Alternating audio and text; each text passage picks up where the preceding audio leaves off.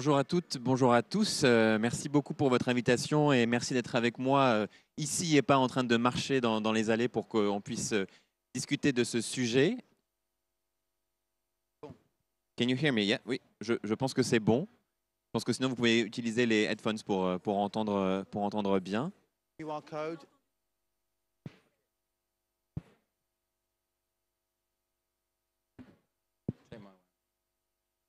Est-ce que c'est mieux comme ça? Ah oui, même pour moi, c'est beaucoup mieux, donc tant mieux.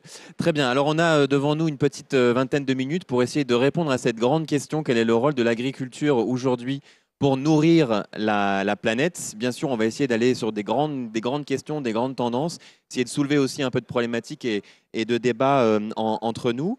Alors juste d'abord quelques mots sur la fondation dans laquelle je travaille. Euh, je ne sais pas vers où il faut que je pointe pour que ça fonctionne. Peter. Bon. Alors, je vais commencer, tant pis. La Fondation pour l'agriculture et la ruralité dans le monde, juste très, très rapidement, c'est une fondation reconnue d'utilité publique qui fait de l'analyse, partage des études et des réflexions sur l'agriculture et la sécurité alimentaire dans le monde. Euh, Ok. Alors, juste pour vous annoncer un élément très important, qui n'est pas celui-ci, c'est notre... alors peut-être dans ce sens-là. Vraiment désolé. Non. Alors, c'est toujours pas moi. C'est toujours pas ma présentation. Je ne sais pas qu'est-ce que je dois faire. J'avance. Je suis désolé. Est-ce que vous pourriez mettre ma présentation, si c'est possible? J'arrête d'avancer? D'accord. Alors, allez-y, dites-moi. Et en attendant, je vais vous raconter ce dont on va discuter aujourd'hui. Donc, nous sommes au lendemain de la Journée mondiale de l'alimentation. Nous sommes en 2022 aujourd'hui. Et donc, dans 8 ans, on est censé atteindre l'objectif de développement durable, l'ODD, les SDGs. Super, merci. Je peux y aller, hein? Ouais. Voilà, donc ça, c'est quelques mots sur la fondation Farm, dans laquelle je travaille. Et avec cet événement, hein, le 17 janvier, à l'OCDE, une conférence sur les mobilisations autour de l'agriculture et de l'alimentation. Comme je vous le disais, il nous reste 8 ans pour atteindre cet ODD dans le cadre d'un agenda global du développement. Donc il reste 8 ans à la planète agricole et alimentaire pour parvenir à éliminer la faim et donc faire en sorte qu'il n'y ait plus de population sous-alimentée et que tout le monde ait accès à une nourriture de qualité suffisante chaque jour, du matin jusqu'au soir. Alors qu'on est dans un contexte de polycrise, de crise économique, de crise sociale, de crise énergétique et aussi de crise géopolitique. Je pense que tout le monde a vu ce qui s'est passé ces 6 derniers mois, 7 derniers mois autour des échanges et autour de ce qui se passe en Europe de l'Est. Donc entre production agricole et demande alimentaire, il y a un vaste champ de questions. Et moi, mon objectif aujourd'hui, c'est essayer de vous raconter pourquoi est-ce que ce n'est pas simplement produire pour nourrir, mais c'est produire pour faire énormément de choses différentes. Et surtout pour arriver à nourrir, ce sont plein d'autres éléments sur lesquels il faut travailler pour que tout le monde ait accès à une alimentation de qualité chaque jour. Alors, je vous l'ai dit, un contexte très marqué sur le plan politique et sur le plan géopolitique. Bien sûr, le contexte de la guerre en Ukraine, hein, vous le voyez ici sur cette photo que j'ai choisie d'un champ miné en Ukraine. Donc déjà pour vous dire aussi que derrière l'idée de produire, il y a l'idée de sécurité, sécurité pour les producteurs, hein, depuis l'Ukraine jusqu'en France, mais aussi à Madagascar, au Pérou et ailleurs. Ça veut dire essayer d'avoir les capacités pour pouvoir trouver les semences, avoir accès à l'eau, avoir accès au marché pour écouler la production. C'est extrêmement complexe quand quand on se sert une assiette et qu'on vous aurez l'occasion de déguster ici toutes les spécialités du monde. Derrière, il y a un agriculteur, une agricultrice, énormément de gens qui sont impliqués dans ce long travail qui est très compliqué. Donc la sécurité alimentaire, finalement, comme un petit peu il y a un peu plus de 10 ans, en 2008, est revenue en haut de l'agenda. Certains d'entre vous ont peut-être écouté les différentes prises de position, les discussions à l'Assemblée générale des Nations unies, hein, y compris le président français, a rappelé l'importance politique et géopolitique de la sécurité alimentaire. Mais vous le voyez sur cette carte et sur le graphique qui est indiqué, la hausse des prix de l'alimentation, la hausse du prix du sucre, de la viande, du blé, du maïs, a commencé bien avant l'invasion de l'Ukraine par la Russie. Vous le voyez sur le graphique, avec une hausse très importante qui est ancienne, avant le début de l'année 2022. Alors pourquoi ces racines, elles sont plus anciennes depuis 2020? Alors il y a bien sûr ce qui rentre en cause, c'est les conséquences de la pandémie de Covid-19, la crise économique, la crise logistique qu'il y a eu derrière. On a fermé nos frontières, on a aussi empêché nos mobilités pour aller cueillir, glaner, pour aller transporter aussi l'alimentation. Et puis, il ne faut pas oublier aussi l'impact du changement climatique, l'impact des conflits. Retenez ces 3 C qui sont hyper importants: Covid, conflit et climat, qui expliquent les difficultés de chacun aujourd'hui pour pouvoir se nourrir. Derrière, il y a aussi la crise des intrants. Aujourd'hui, on parle de sobriété énergétique, d'enjeux énergétiques, de sécurisation des approvisionnements énergétiques. Je vois des étudiants d'agro ou de vet-agro. Derrière la production agricole, il y a aussi beaucoup d'utilisation d'énergie humaine, mais aussi d'énergie carbonée ou d'énergie en général pour pouvoir produire. Et donc là, on a des tensions très importantes pour produire cette énergie, pour produire les intrants qu'on utilisera aussi au champ. Donc n'oublions pas, bien sûr, que derrière cette hausse des prix de l'alimentation, il y a un autre enjeu très important, c'est la logistique. Il faut pouvoir déplacer la nourriture qu'on produit d'un point A à un point B. Sur la planète, aujourd'hui, il y a à peu près 10% de ce qui est produit qui se transporte, qui est mobile dans le monde. 10% de ce qui est produit va passer d'un pays à l'autre. 10%, c'est très peu, finalement. Mais c'est concentré sur certaines commodités comme le blé, le maïs, le soja, qui sont extrêmement importantes pour la sécurité alimentaire mondiale. Je vous montre juste cette carte qui me semble hyper intéressante. C'est une carte qui est faite par la FAO, qui vient de sortir, qui vous représente où se trouvent les personnes qui sont en situation d'insécurité alimentaire. Comme vous l'imaginez, plus la couleur est foncée, plus on a des gens qui chaque jour n'arrivent pas à se nourrir du matin au soir, à avoir trois repas quotidiens. Regardez bien cette carte parce que c'est aussi une carte où on voit les pays les plus foncés, où se trouve une part de la population qui travaille en agriculture qui est la plus importante. Derrière l'idée d'insécurité alimentaire, il y a des agriculteurs, des agricultrices, des paysans, des paysannes qui, eux, ont des difficultés à se nourrir chaque jour. C'est très important de voir ces cartes qui se chevauchent l'une avec les autres en n'oubliant pas que les premières personnes qui sont exposées à l'insécurité alimentaire, ce sont les agriculteurs et les agricultrices, ceux qui sont censés produire pour l'ensemble de la planète. Peter l'a introduit, il y a un enjeu très important, c'est celui de la demande alimentaire. Depuis les années 50, grâce aux progrès techniques notamment, on a réussi à augmenter les productions, à augmenter les rendements pour pouvoir répondre à la demande de l'ensemble de la population. Mais si on regarde bien dans le futur, si on se projette à 2050, c'est aussi pour ça qu'on est tous là au CIAL pour essayer d'inspirer et de réfléchir collectivement, eh bien vous voyez qu'il y aura des populations qui vont être en croissance. Je pense à l'Afrique subsaharienne qui est tout en bas en vert sur le graphique, qui va passer de moins d'1 milliard avant 2020 à peut-être près de 4 milliards en Afrique subsaharienne, mais qui déjà à l'horizon 2050 va être multiplié par 2.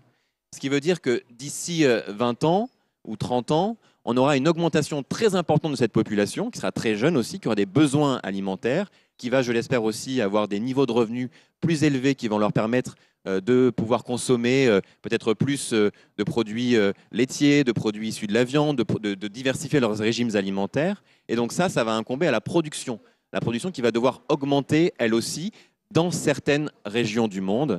Une intensification de l'agriculture, une intensification qui doit être avant tout soutenable sur le plan de la durabilité écologique, environnementale, économique et sociale. Vous le voyez, certains pays vont devenir des géants, d'autres vont réduire. C'est le cas de la Chine, par exemple, ou certains pays d'Asie du Sud-Est. Donc vraiment, j'insiste, et on le fait aussi à la Fondation Farm, à bien regarder ce qui se passe dans le continent africain, en particulier en Afrique subsaharienne, où là, on aura des enjeux de croissance démographique et des enjeux de peuplement qui seront extrêmement importants. Alors, il faut quand même garder en tête qu'aujourd'hui, si on regarde l'ensemble de ce qui est produit en termes de kilocalories, on produit suffisamment de nourriture à travers la planète pour nourrir tout le monde. Simplement, il y a plein d'enjeux différents qui sont le premier, celui de la logistique, c'est-à-dire que peut-être on produit à un endroit de la planète un peu plus que d'autres. C'est le cas notamment de l'Europe, par exemple, et de la France qui est un bon exemple. Donc il y a une responsabilité aussi à permettre certains équilibres alimentaires, donc un enjeu de logistique. un enjeu de déplacement de cette nourriture. Et puis d'autres enjeux très importants, c'est les gaspillages alimentaires. Je pense que vous êtes tous sensibles à ces questions si vous êtes là aujourd'hui au CIAL, mais c'est quand même un tiers de la nourriture qui est gaspillée ou qui est perdue aujourd'hui, soit au champ, soit dans l'assiette, soit dans la restauration collective, à tous les maillons du système alimentaire. Donc là, on a un levier important. On ne pourra pas réduire à zéro, bien entendu, mais on peut faire en sorte de réduire ces pertes et ces gaspillages. Alors quand je vous dis qu'on produit assez d'alimentation, eh bien, c'est aussi parce qu'en fait, l'agriculture fait plus que produire ce que l'on mange. Hein. Ça, c'est un élément qui est très important. Déjà, l'agriculture produit ce que d'autres vont manger pour qu'on les mange après. Je pense aux animaux. Hein, c'est très important, peut-être même un peu trop, on pourrait en parler. L'agriculture, c'est aussi les vêtements qui nous habillent parfois, le lin, le coton ou d'autres matières premières. L'agriculture, c'est aussi de la biochimie, du végétal, par exemple. Ce sont aussi de l'amidon pour les processus industriels. Donc derrière le champ, derrière le producteur, il y a énormément de demandes qui sont très très différentes et qui elles aussi vont croissantes, d'autant plus si on met en regard le fait qu'on va faire appel de plus en plus à la nature pour trouver des solutions, à l'environnement pour trouver des solutions en utilisant moins de pétrole, moins de plastique issu de la chimie ou du pétrole. L'agriculture, c'est un ensemble de solutions qui peuvent être mobilisées sans perdre de vue, bien entendu, le fait qu'il peut y avoir des situations de concurrence ou de compétition autour de l'agriculture. Et ça, c'est un élément qui est très important, puisque la question qu'on se pose aujourd'hui, c'est comment est-ce qu'on peut définir et travailler ensemble à créer un modèle, un système alimentaire qui limite cette compétition et qui crée plutôt de la coopération entre les individus. Est-ce qu'on peut inventer un système alimentaire qui soit aussi vertueux? Vous le verrez sur le ciel, il y a énormément d'innovations, de coproduits par exemple, dans plein d'industries très très différentes, qui essayent de valoriser. On n'en parle plus de déchets agricoles, on parle de coproduits, parce que tous les produits de la chaîne, tout ce qu'on peut faire, ont de la valeur. Alors je voudrais quand même insister sur un élément important, c'est que dans le même temps, on demande beaucoup à l'agriculture, énormément, pour plein d'activités, mais dans le même temps, les ressources, elles, vont venir à manquer. En cause, bien entendu, l'augmentation de la demande, de besoins d'eau, de besoins de terre aussi, pour construire, pour exploiter, etc. Besoin d'eau pour d'autres services que l'agriculture, qui en consomment déjà une bonne partie sur la planète. Et là, vous le voyez ici, c'est les terres agricoles disponibles. Et vous voyez qu'elles ne sont pas très nombreuses sur la planète et assez concentrées aussi dans certaines zones. Il n'y a pas de grands réservoirs fonciers aujourd'hui qui existent. Ce sont des forêts qu'il faut aussi protéger. Alors quand je parle de ressources, on a parlé de l'énergie, bien sûr, on a parlé de l'eau, de la terre, mais n'oublions pas les femmes et les hommes qui produisent. Je suis sûr que d'où que vous veniez, dans n'importe quel pays où vous veniez, aujourd'hui, il y a une crise des vocations agricoles. Et un monde, une agriculture sans agriculteurs, ça n'est pas possible. Quelle que soit l'innovation, les robots et les choses qu'on pourrait imaginer, on aura toujours besoin de gens, d'hommes et femmes qui seront là pour produire. Et ça, c'est un élément qui est très important. Et cette crise des vocations, elle n'est pas que dans les pays dits nord, les pays riches. Hein. Nous, on travaille beaucoup sur l'Afrique subsaharienne, où le métier d'agriculteur, d'agricultrice attire de moins en moins. Donc il y a tout un enjeu aussi de revalorisation de ces métiers. On est sur un salon de l'alimentation, mais à la base de cette alimentation, il reste toujours un producteur et une productrice. Alors, je voudrais finir, avant qu'on puisse échanger ensemble, sur un point qui me semble aussi fondamental. Quand on parle de produire pour nourrir, de produire pour répondre aux besoins de la population, c'est un élément clé, c'est le changement climatique qui déjà, je ne sais pas d'où est-ce que vous venez, qui déjà impacte le travail des producteurs et des productrices. 3 éléments fondamentaux quand on parle d'agriculture et de climat, d'agriculture et de changement climatique. Le premier, c'est que oui, l'agriculture est responsable d'émissions de gaz à effet de serre, de méthane, de dioxyde de carbone, bien entendu. Mais en étant responsable, c'est tout le système alimentaire qui est responsable à hauteur de 1/3 des émissions de gaz à effet de serre. C'est-à-dire que pour se nourrir chaque jour, à peu près 1/3 des émissions de gaz à effet de serre. Ça représente à peu près 1/3 des émissions de gaz à effet de serre. On ne peut pas se passer de la nourriture. On ne peut pas se passer de manger chaque jour, donc il faudra trouver un moyen de réduire ces émissions tout en sachant qu'elles ne pourront pas être réduites à zéro. L'autre élément, agriculture qui est responsable, agriculture qui est victime. Vous l'avez vu, sécheresse cet été en Europe occidentale. Au Pakistan, les événements météorologiques catastrophiques qui ont détruit d'énormément de parcelles de riz, par exemple. Des feux aussi ailleurs, du gel parfois.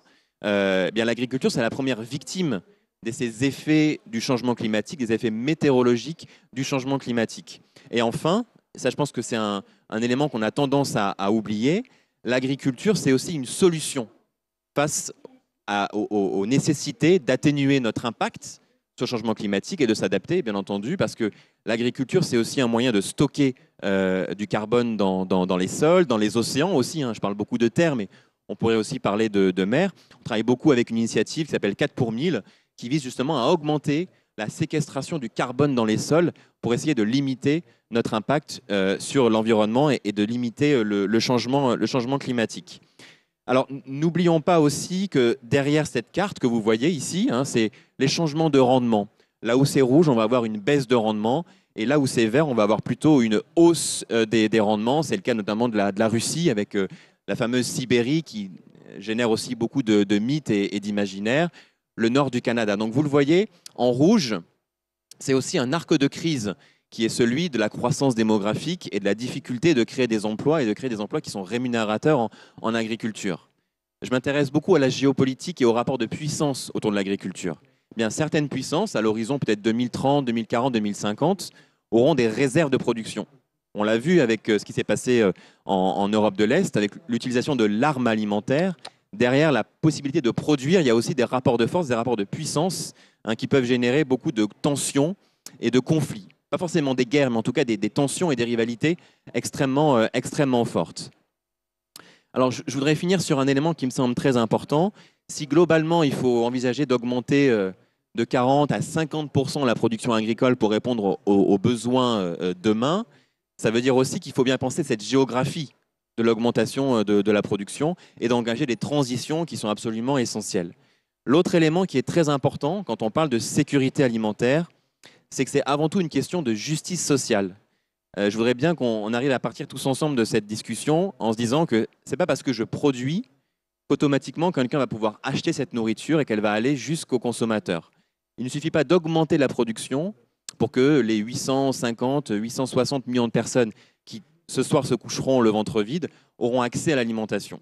Il faut qu'il y ait derrière des politiques publiques, il faut qu'il y ait des politiques de filets de protection sociale, il faut qu'il y ait de la protection des individus, des ménages pauvres, il faut offrir des solutions pour qu'eux puissent y accéder. Ne pas oublier que l'agriculture, c'est une question de justice sociale. Aujourd'hui, plus de 70% des pauvres dans le monde sont dans les régions rurales. Ce sont les mêmes qui sont exposés à l'insécurité alimentaire. Donc produire n'est pas suffisant. Il faut que les gens aient la capacité de s'acheter cette nourriture, la capacité de se déplacer jusqu'au marché. Quand on est en situation d'insécurité, ça peut être particulièrement compliqué. Et je finirai sur un élément qui me semble aussi très important, c'est que l'alimentation est et restera au cœur de relations de pouvoir, de rivalité, qui vont rester très fortes, aujourd'hui et encore plus demain. On l'a vu aussi, allant regarder les grands stands de certains pays qui se montrent aussi comme puissance agricole et alimentaire. Et nous, c'est ce qu'on essaye de faire au sein de la Fondation Farm, c'est de rappeler que l'agriculture est une solution, n'est pas simplement le problème, et qu'on peut essayer de trouver des solutions ensemble. Ça passe par de la coopération entre le public et le privé, par des mobilisations. Hein. Il faut que tout le monde puisse se mobiliser. Ça, c'est vraiment le sens de la conférence qu'on va organiser en janvier. Tous se mobiliser pour trouver des solutions face aux défis de l'agriculture et de l'alimentation. Je vous remercie.